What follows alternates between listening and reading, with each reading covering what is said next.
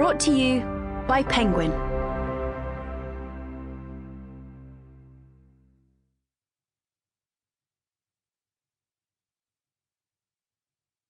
The Sentinel by Lee Child and Andrew Child.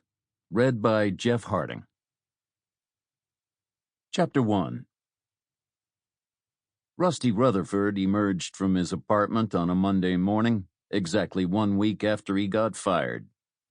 He spent the first few days after the axe fell with his blinds drawn, working through his stockpile of frozen pizzas and waiting for the phone to ring. Significant weaknesses, the dismissal letter said. Profound failure of leadership. Basic and fundamental errors. It was unbelievable. Such a distortion of the truth. And so unfair. They were actually trying to pin the town's recent problems on him. It was a mistake, plain and simple, which meant it was certain to be corrected. And soon. The hours crawled past, his phone stayed silent, and his personal email silted up with nothing more than spam.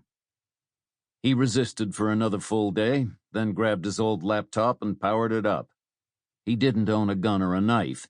He didn't know how to rappel from a helicopter or parachute from a plane. But still, someone had to pay. Maybe his real-life enemies were going to get away with it. This time.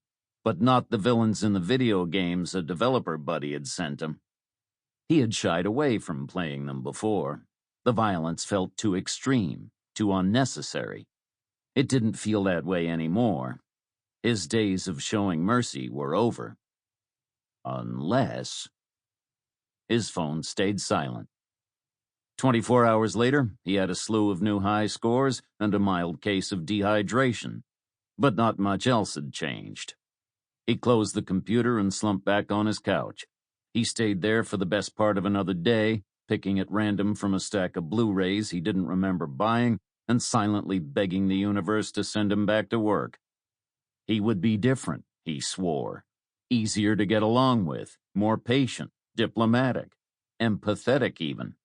He would buy donuts for everyone in the office, twice a month, 3 times if that'd seal the deal. His phone stayed silent. He didn't often drink, but what else was there left to do? The credits began to roll at the end of another disc.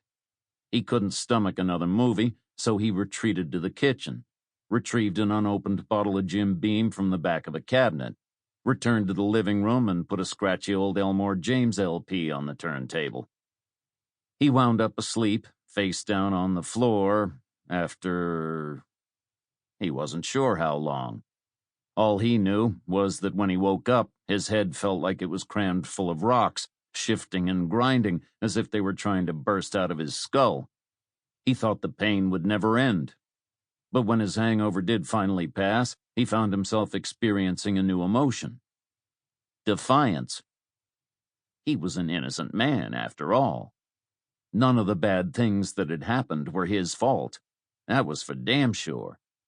He was the one who'd foreseen them, who'd warned his boss about them, time after time, in public and in private, and who'd been ignored, time after time. So after 7 days holed up alone, Rutherford decided it was time to show his face, to tell his side of the story, to anyone who would listen. He took a shower and dug some clothes out of his closet, chinos and a polo shirt, brand new. Somber colors with logos to show he meant business. Then he retrieved his shoes from the opposite corners of the hallway where he'd flung them, scooped up his keys and sunglasses from the bookcase by the door, stepped out into the corridor, rode down in the elevator alone, crossed the lobby, pushed through the heavy revolving door and paused on the sidewalk. The mid-morning sun felt like a blast furnace, and its sudden heat drew beads of sweat from his forehead and armpits. He felt a flutter of panic. Guilty people's sweat. He'd read that somewhere, and the one thing he was desperate to avoid was looking guilty. He glanced around, convinced that everyone would be staring at him, then forced himself to move. He picked up the pace, feeling more conspicuous than if he'd been walking down the street naked. But the truth was that... Sample complete. Ready to continue?